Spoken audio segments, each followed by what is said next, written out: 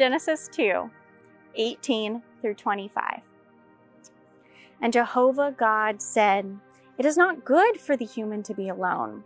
Let me make him an aid that seems to be his." And out of the soil Jehovah God formed every animal of the field and every bird in the heavens, and brought it to the human to see what he would call it. And whatever the human called the living soul, that was its name. And the human gave names to every beast, and to the birds in the heavens, and to every wild animal of the field. But for the human no aid was found that seemed to be his. And Jehovah God made slumber fall on the human, and he slept. And he took one of the ribs and closed up the flesh in its place. And Jehovah God built a woman out of the rib that he took from the human, and brought her to the human. And the human said, "This time, bone from my bone and flesh from my flesh. This is why she will be called wife, because she was taken from man. Therefore, a man will leave his father and his mother and cling to his wife, and they will become one flesh. And they were both naked, the human and his wife, and did not blush."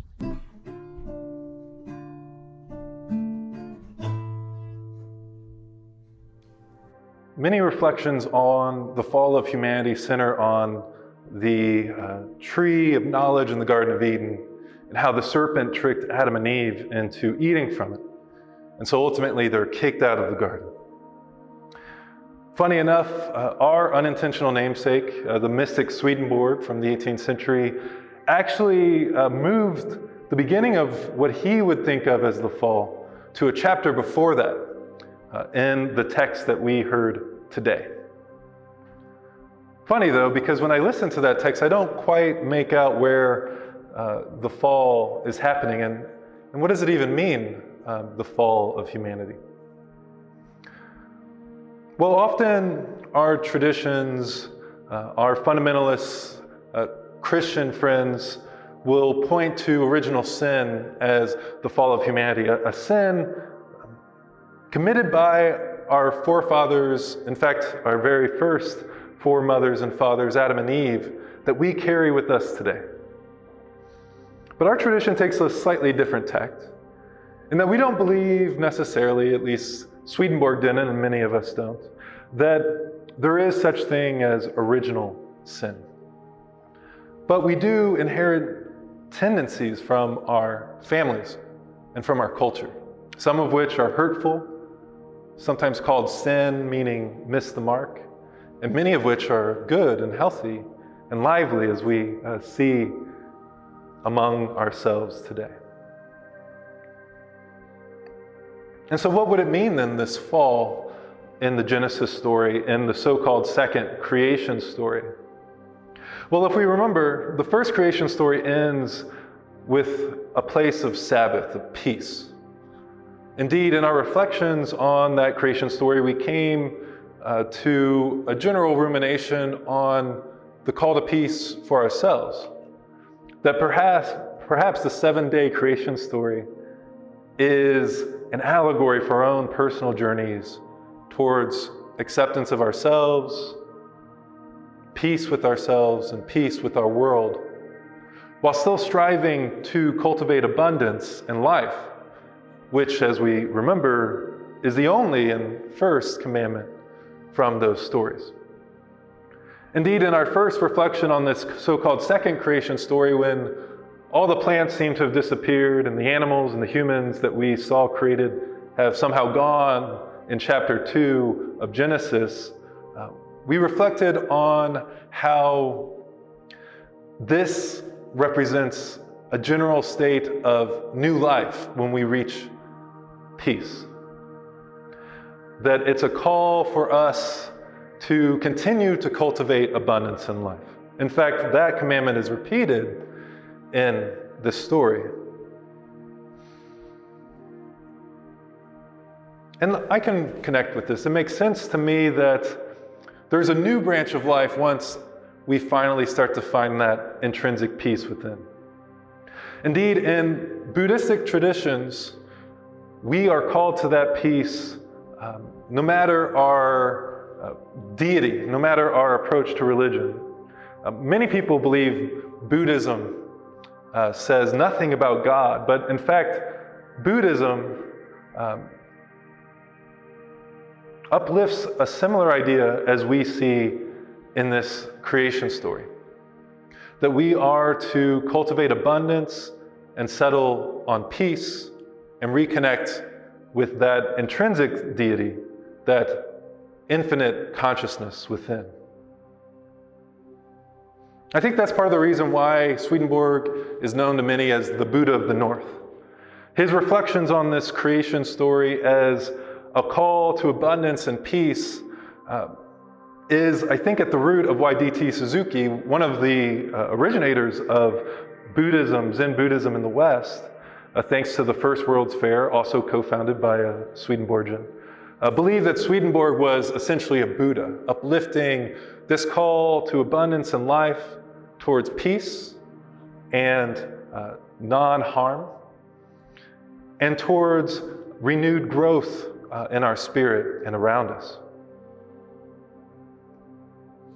And I think it doesn't hurt that Swedenborg believed that there are many paths to God, that this allegory of the creation story, this reflection on how we might uplift life around us and actually become reconnected with our intrinsic peace and Buddhahood, is for all peoples, all religions and traditions.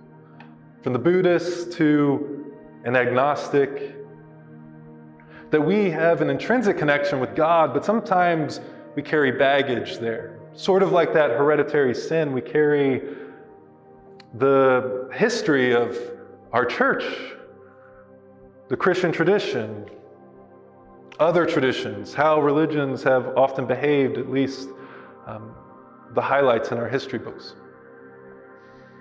And so we sometimes need an escape. We use different words, we find different groups, we reconnect with divinity in new ways. Indeed, Swedenborg believed it was that diversity of how we can connect with divinity, how each of us expresses that divinity in our finite way, that increased the abundance of life on the earth in the image of God, that shared, hopefully, the peace and bliss of divinity in community. Because of that diversity, because of that variety, our perfection is increased according to this mystic. And I believe it. We look at our companies today, our corporations, our organizations, and we learn that the more diverse those corporations are, the smarter they are, the healthier they are, often the kinder they are. And the more we make everyone into a stamp of ourselves, I think we are furthering one of those hereditary malfunctions, so to speak, of the past. A tendency for us to want to control and make everyone into our own image. To become hurt when someone disagrees, to judge every foible to hell, essentially, every difference, especially the stranger, to condemn them, often to condemn ourselves and the world around us. And Swedenborg believed that type of selfishness, that self-autonomy that moves us away from the divine direction within, is part of the reason why this part of the second creation story is the beginning of the fall. We start our scripture with God saying, the human, Adam from the Hebrew word earth, is not doing well alone. Things are starting to fall apart. And so let's create something that seems to be his. And we see the recreation of animal life. We've already seen it once before in Genesis 1, but now it's saying animals are created again. In a way, I can't help but connect that with something that we often struggle with in this selfish modality I tend to find myself in. It's divisiveness. It's feeling disconnected with the world around me. Instead of looking at creation and each other as part of myself, it's suddenly something new. It's separate. And I name it. Well, they're like this. I think this about them. And I start dividing. Animals are below me. It's okay if I mistreat them. Other humans might even be as well. And so in a way, I think that also connects to Buddhism. This feeling of disconnection when we lose and don't find again that feeling of oneness, that awareness of the true oneness of all being, we have room to grow. We suffer. We hurt. And so reflecting within throughout the day on how often we tend to divide, sometimes try to conquer and judge. We each do it. But there's always that healthy root, I think. I think there's always that root in the garden for each of us. And so becoming less judgmental of even our tendencies to separate, just becoming more accepting of the way things are, but letting go of the hurtful tendencies, letting go of the hereditary evils, as Swedenborg likes to say, and turning to that intrinsic Buddhahood within. We often hear of the Buddha, but actually Buddhism speaks of many Buddhas throughout the ages and says the consciousness within is the Buddha. It's all the one Buddha. It's all the one divinity. And it's connected with every single living entity and all matter. And so like Swedenborg, there's an invitation in many of our traditions to reconnect, to let go of naming things and feeling hurt and judged, even if we are hurt and judged, hurting and judging, naming and trying to control. We see where this leads in the Genesis story. Eventually, Adam is put to sleep. And I'll note, it never says he wakes up. He's put to sleep, and a rib is taken out of him, and Eve is made. Wife, companion. But I'll note, Adam is an inclusive term. This term for the human that's used also throughout this story is an inclusive term gender-wise. It's inclusive for all humanity. And so I tend to agree with Swedenborg that it's a representation of our most connected part of ourselves. Perhaps the ancient humanity that Swedenborg believed was our foremothers, this intrinsic connection with earth that I think we sometimes lose hold of when we fall down the rabbit hole of our selfish identity and need to divide. And so Adam is put to sleep, and Eve, this selfish version of autonomy according to Swedenborg. Whether or not we interpret it that way, I think there's some things to be said for his more inclusive view on this. That ultimately, the parable of Scripture is always speaking to our heart and our journey. Just like a parable from Christ. It's not meant to be taken to the T and literally for us to pick up arms to fight against those who disagree with our idea of a literal creation story. No, it's an allegory. It's a parable, as it said, Christ always spoken. A parable to uplift our spirit. And so reflecting on these aspects is important for us. Reflecting on ourselves and how we are dividing our own lives in almost every thought we have, in almost every judgment and sense of distance. That it hurts us. And it brings suffering into the world because then we start treating others from that state of disconnection, selfish isolation. We find ourselves eventually out of the garden. We find ourselves listening to the selfish identity of the serpent and falling away.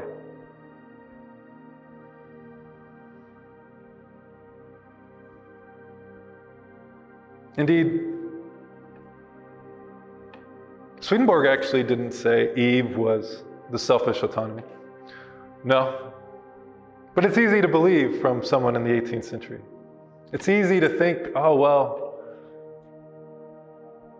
he was probably hurtful in his own way, in which he was often in his judgments. But it was a foible on my part for saying that. No, he said it was just the sense of autonomy that Eve represented.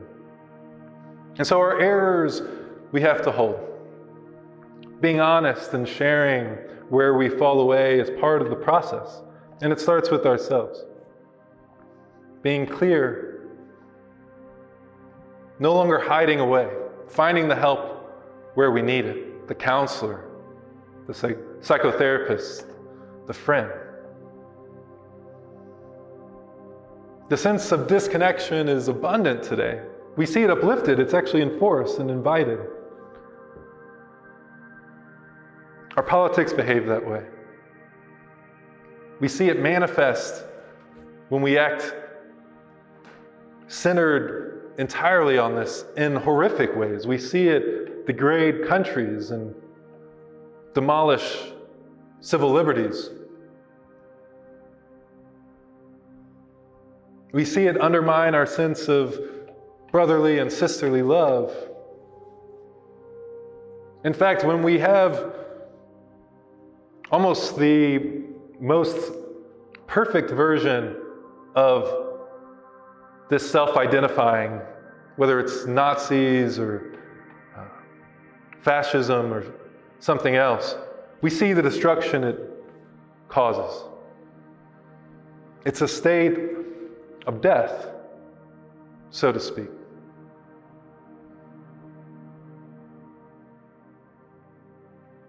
God is within, and within others, in their beautiful diversity.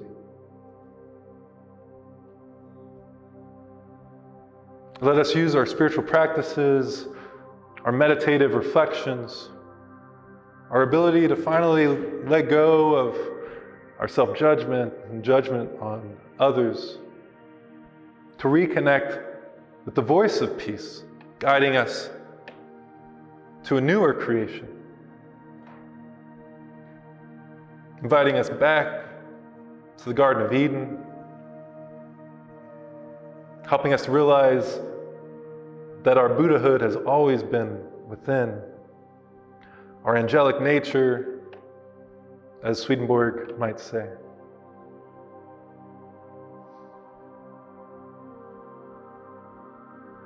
And that God can guide us to a state where we no longer have to fear. We no longer have to suffer under our own hand of mind and disconnection. And we can reconnect with the garden within. Now let's take a moment, closing our eyes and opening our hands.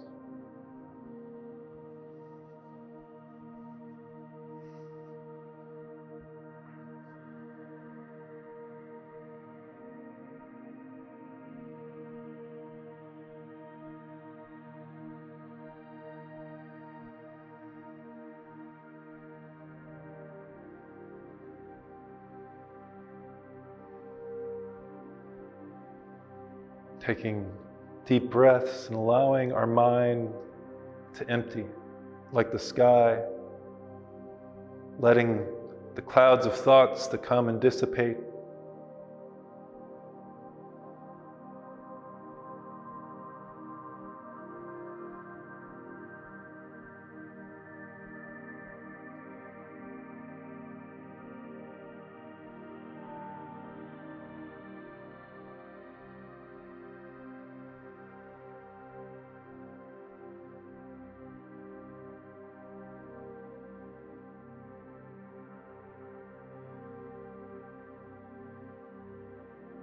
opening ourselves to our intrinsic consciousness and connection with God.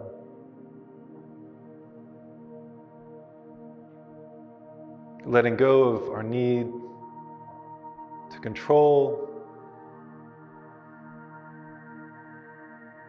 and instead striving to listen to the voice of guidance within.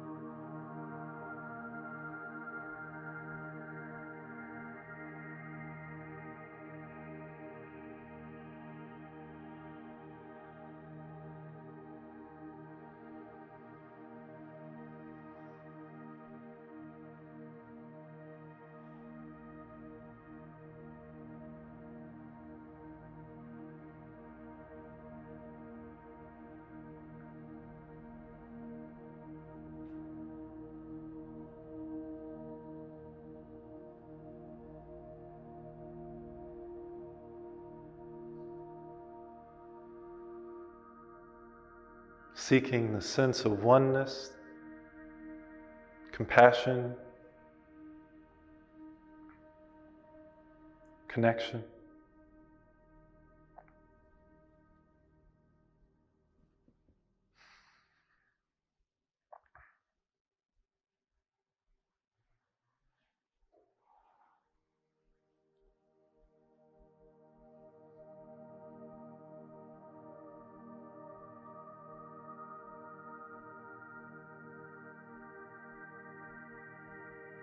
Letting go of the errors of our past, the errors of our neighbor.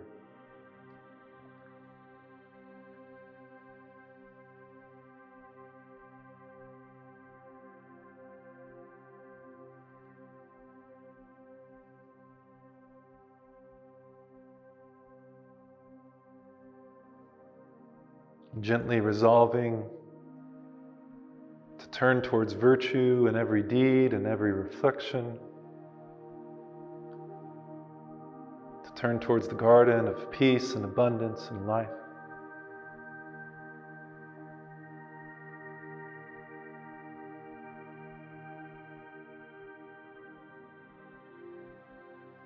To turn towards God.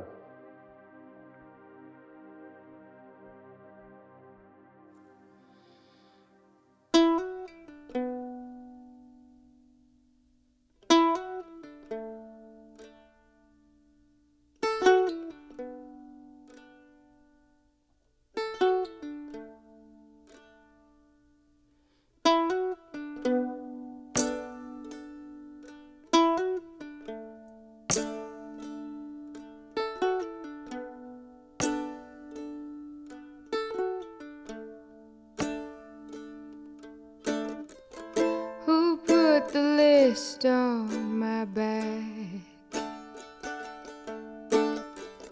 who laid these numbers out on the ground?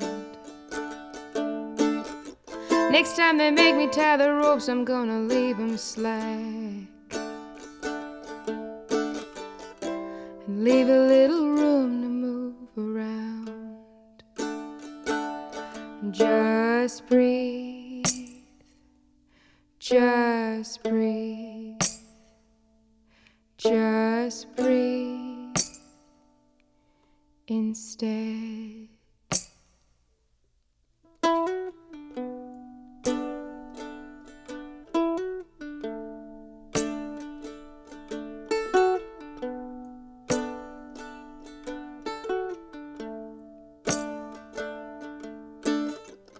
Who put the ticket in my hand? Who slipped me the drug in my hometown? Next time I leave it all behind, maybe I'll understand. I just need a little time to move around.